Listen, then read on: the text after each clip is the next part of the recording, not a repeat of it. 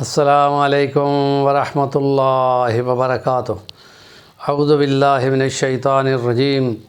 بسم اللہ الرحمن الرحیم۔ انما جزاء الذین یحاربون اللہ ورسولہ ویفسدون فی الارض ان یقتلوا او یصلبوا او تقطع ایدیہم من خلاف او ینفوا من الارض ذالک لہم عذاب فی الدنیا ولہم صدق اللہ العظیم۔ آخرت اور آخرت میں سزا اور عقاب کی باتیں، مختلف گناہوں پر مختلف سزاؤں کا تصور اور روایات کو ہم بیان کرتے ہوئے آ رہے ہیں، اور یہ سورۃ المائدہ کی آیت جو آپ کے سامنے پڑھی ہے کہ بدلہ ہے ان کا جو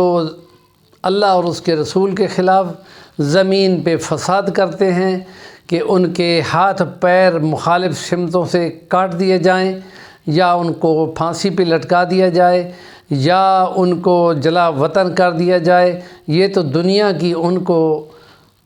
سزا ہے، اور آخرت میں ان کے لیے بہت بڑی عذاب اور سزا تیار ہے۔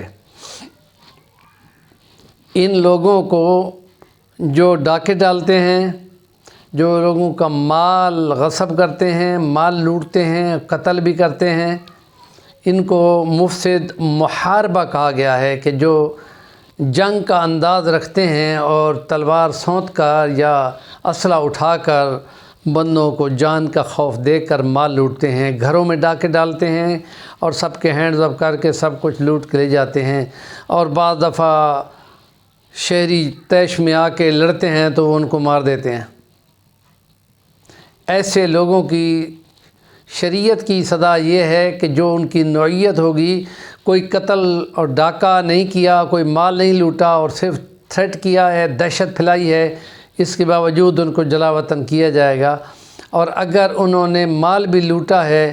تو پھر ان کو سزا ہوگی اور ان کے ہاتھ پیر کاٹے جائیں گے۔ اور اگر انہوں نے قتل بھی کر دیا ہے کسی نہ کسی شہری کو جس نے جان مال کی حفاظت کے لیے شہادت کو قبول کیا، ایسوں کو پھر پھانسی پہ لٹکایا جائے گا۔ تو ایران میں اور افغانستان میں ایسے لوگوں کو جو بسوں میں اور گاڑیوں کو روک کر لوٹ مار کرتے ہیں، ان کی لاشوں کو درختوں سے لٹکایا جاتا ہے، اور 3 دن تک ان کی لاش عبرت کے لیے لٹکی رہتی ہے۔ ان کے جنازے کے بارے میں مختلف روایتیں ہیں۔ بعض یہ ہیں کہ ایسے لوگوں کا جنازہ نہیں پڑھا جائے گا اور ان کو ایسے ہی دفنا دیا جائے گا، یا یہ ہے کہ وہ مسلمان تو ہیں، کیونکہ کفر انہوں نے نہیں کیا، گناہ کیا ہے، لہٰذا ان کو کفن بھی ہوگا اور ان کا جنازہ بھی ہوگا، لیکن نامور علماء کو ایسے لوگوں کے جنازے سے اجتناب کرنا چاہیے، تاکہ ان کے جنازے کی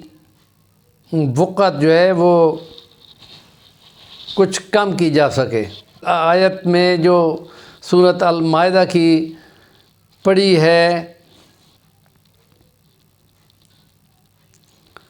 کہ آخرت میں ان کے لیے المناک عذاب تیار ہے، تو چونکہ یہ لوگوں کو خوف اور دہشت میں مبتلا کرتے ہیں اور ان کو مارتے پیٹتے بھی ہیں، اور ایسے میں ان کو سخت سزا کا اس آیت میں ذکر ہے، تو یہ ہے کہ اگر وہ قتل و غارت بھی کرتے ہیں تو ان کو گویا کہ سزا ہوگی جہنم کی، اور ان کو مارا جائے گا، اور پھر وہ زندہ ہوں گے، مرنے کے قریب ہو کر دوبارہ بن جائیں گے، پھر سزا ہوگی، اور یہ مستقل ان کو سزا یہ ملتی رہے گی، اور اس کے لیے لمبا ٹائم بھی کہا گیا ہے۔ ہمیشہ کی مراد نہیں ہے، کیونکہ کلمہ پڑھنے والے کو آخر پہ نکال لیا جائے گا، اور کافر اور مشرک اور یہودی اور منافق یہ صرف وہ لوگ وہ جہنم میں رہ جائیں گے، اور رائے برابر بھی ایمان ہونے والے کو خدا تعالیٰ اپنی رحمت سے جہنم سے نکال لے گا۔ ہمارے چینل کا نام ہے صفی البانی، ضرور سبسکرائب کریں، کام کی بات کا کمنٹ دیا کریں۔